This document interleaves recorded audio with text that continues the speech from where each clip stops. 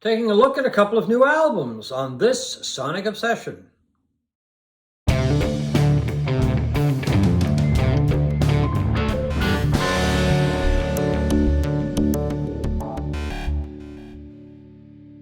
Hi folks, right over here, decked out in his Wilco t-shirt that I bought him many years ago, is Steve McLeod, and I'm John Whidden, and welcome to this Sonic Obsession.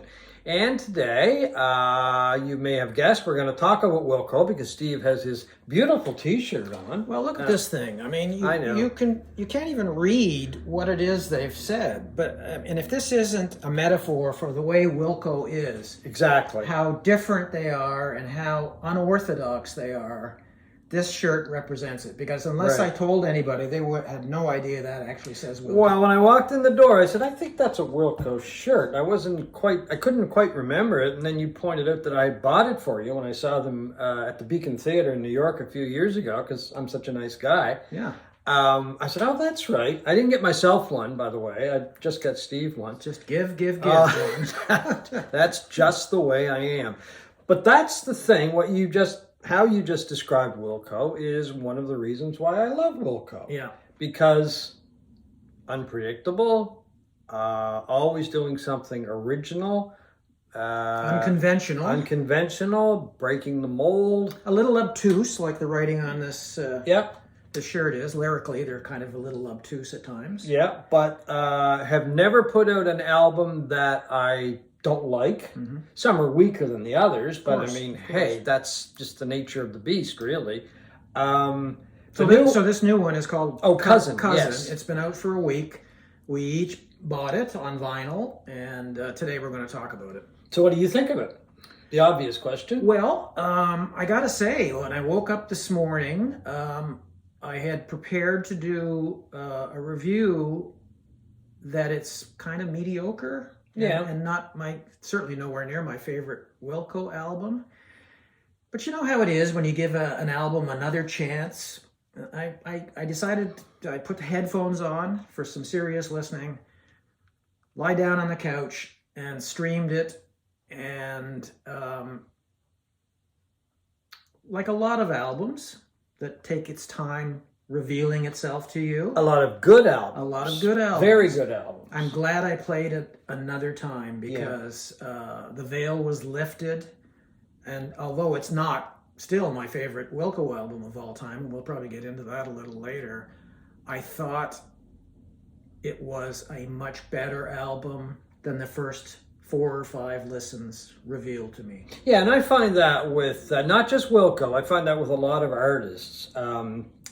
When you listen to one of their albums a couple of times and you're like really kind of hepped up all about it and really looking forward to it, and there might be a bit of a letdown, the more you listen to it, oh boy, this is rich. This and this is the way I feel with Cousin as well. But I find that with a lot of really good or very good albums. It does take a listen or two Absolutely. to really fully appreciate the album. Well, I know I wrote, I always make notes about what I'm going to talk about. And one of the things I wrote for this album before listening to it today was it needs more Nels Cline, the great guitar player. I totally agree with you. Yeah. But then listening to it on headphones, you realize, and more seriously, listening to it more seriously than just, doing something or it's on in the background or whatever. He's all over this album. He is. But not in a conventional rock band way. It's very atmospheric. Yeah.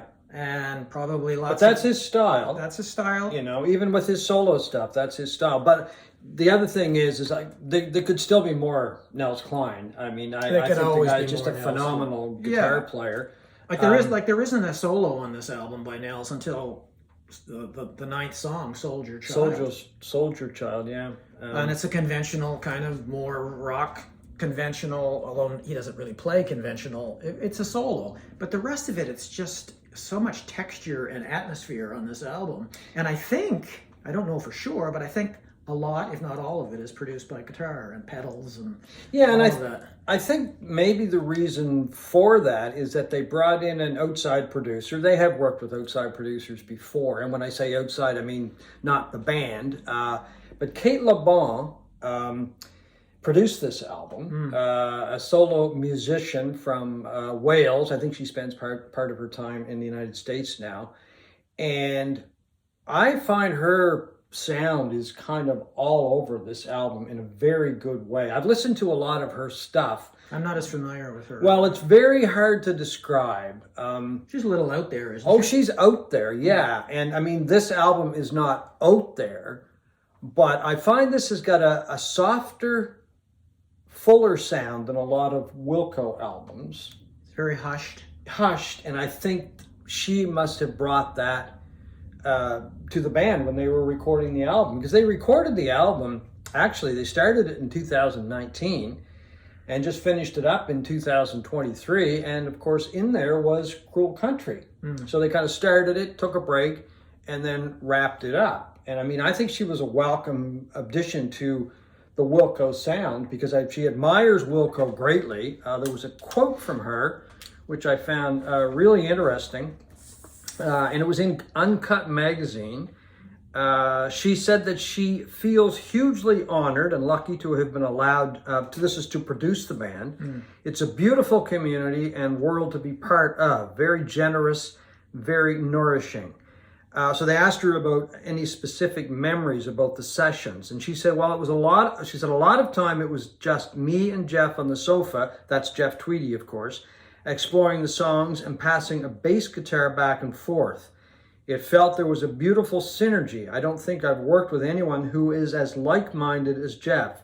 There's a sensibility and approach to music, a curiosity and willingness to break things apart that we both enjoyed in one another.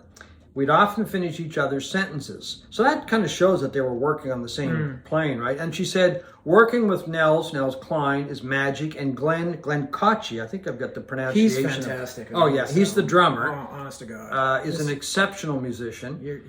She's got that right. But they all possess beginner's mind, which is so exciting to have these musicians who can play anything.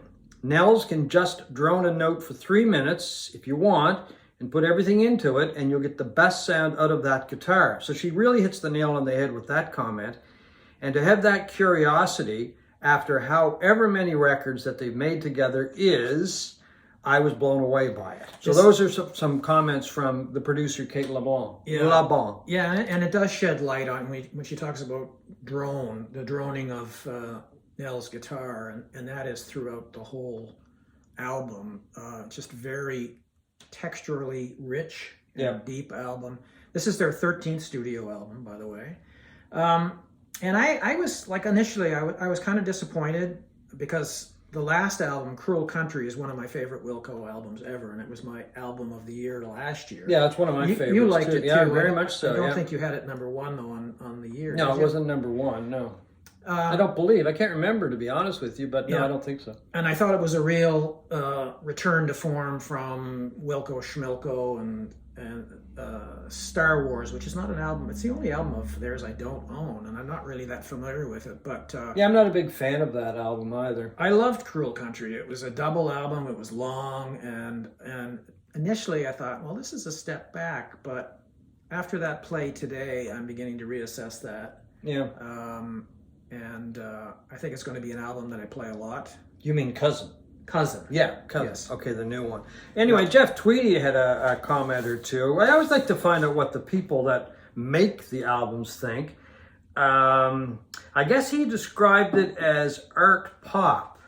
And then he said, and this was to Mojo magazine, he said, I don't really know what else to call it. I think it's pop music. I like pop music. I've always loved pop music. I always thought Yankee Hotel Foxtrot was a pop record until they told us it wasn't. And I still thought it was, even after they told us it wasn't. That's the same with Summer Teeth and a lot of stuff that we've done. I mean, Wilco's an unpopular pop band. I don't consider Yankee Hotel Foxtrot pop. It's popular in the sense that a lot of people like it, but it's not something that you're going to turn the radio on and you're going to hear a lot of it. No, it's not on conventional radio anyway. No, it was very experimental, and it was kind of nice to see the very first song on the album of Cousin, Infinite Surprise, kind of reverts at times back to the the experimental rock of Yankee Hotel Foxtrot, in the sense that, Yeah, I thought that too with the first track. yeah, Nels is using noise and Yeah. bursts of static, and I'm assuming he's making all of those noises, because I did see a YouTube video of them playing live, and he was able to replicate that with his guitar frenzy at the end of it. I mean, how many times do we see him live? You saw him 4 times, I've seen him 3, and he's just one of those characters on stage that he commands your attention. Yeah, and he commands your ears, but he also commands your eyes. He's practically wrestling with his guitar. Yeah, yeah. And I don't know how he's not bloodied by the end. Well, of he's not really jumping around, or No. well, he does a little bit, but he's getting sounds out of that shaking guitar. it, That is and, where did this come from? And it's almost like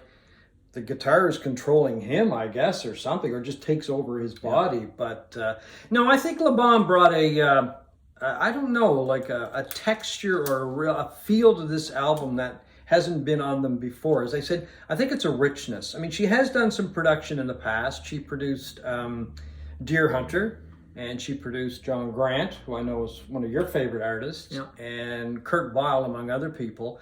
And her original stuff is very interesting. And I should add that Kate LeBon is not her real name.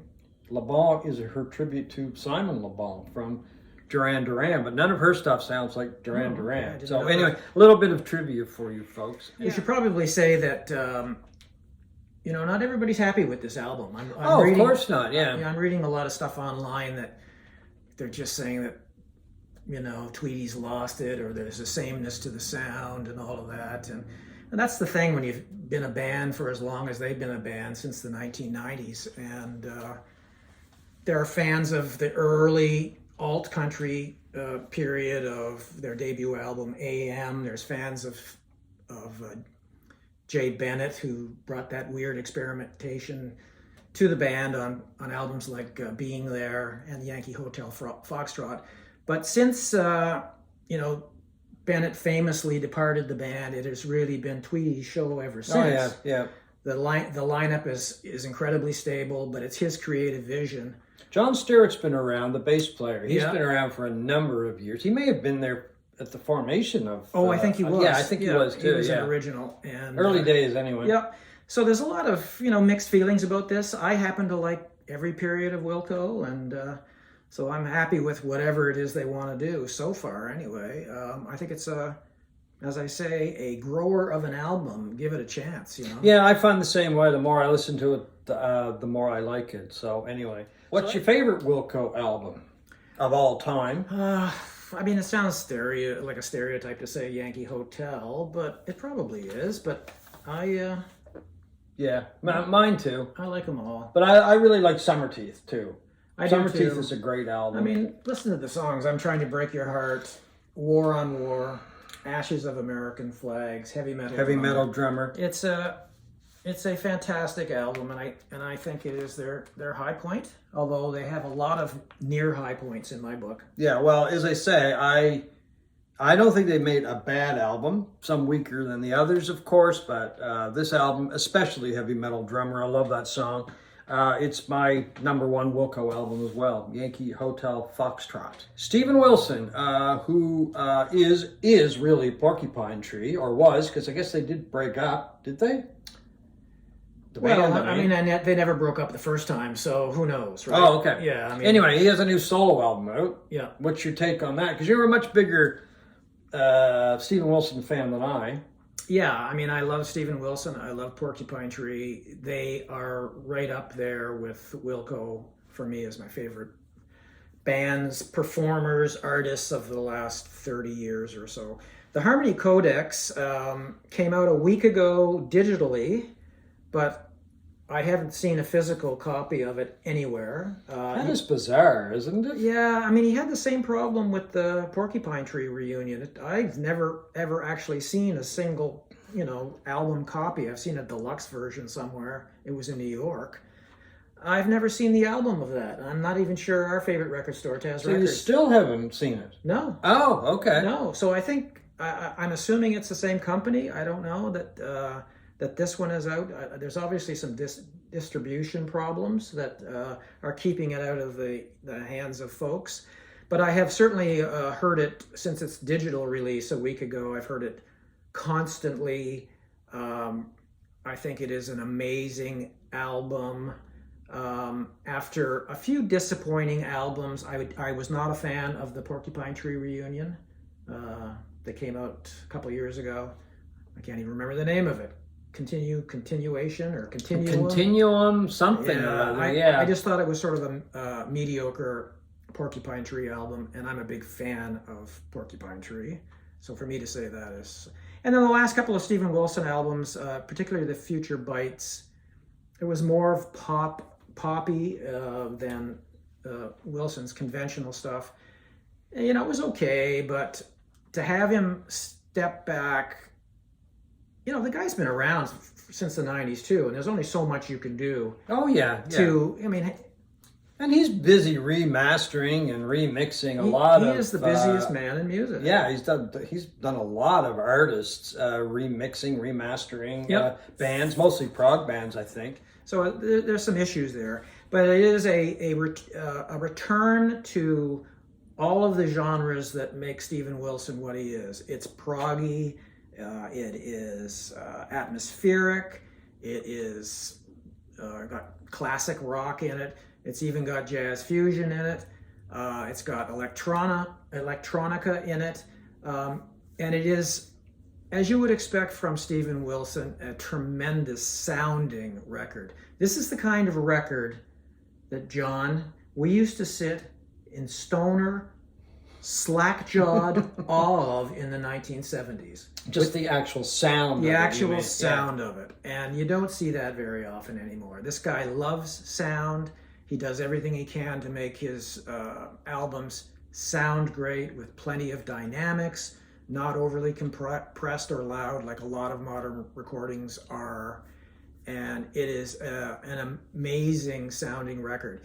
I saw him being interviewed on YouTube, well, a few times actually, and he was talking about how he normally works. He deliberately, for instance, made an album that had heavy prog leanings in The Raven That Refused to Sing, one of his best solo albums. He went out and wanted to explore pop and electronic music in The Future Bites. This one, he was mired in the shutdown over COVID, and decided he wasn't going to have any agenda this time. He would just make music that he wanted to make. To see what came out, what flowed out of his mind, yeah. So it's a hodgepodge of all these genres that he's explored over the years, and the strange thing about it has a strange cohesiveness when it shouldn't.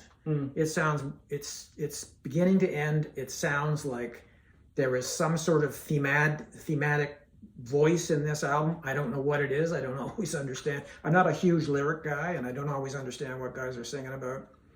But it is just an amazing sounding record, and a definite step up from the last Porcupine Tree and his last solo work. And he is just an amazing guy in his ability to produce so much music, whether he's doing it for himself and his fans, or he's producing other people's albums, whether he's remixing, the entire King Crimson catalog, Jethro Tull, Yes, and making them sound better. And he's really into Dolby Atmos mixes, which are, it's that surround mix of 7.1 or whatever.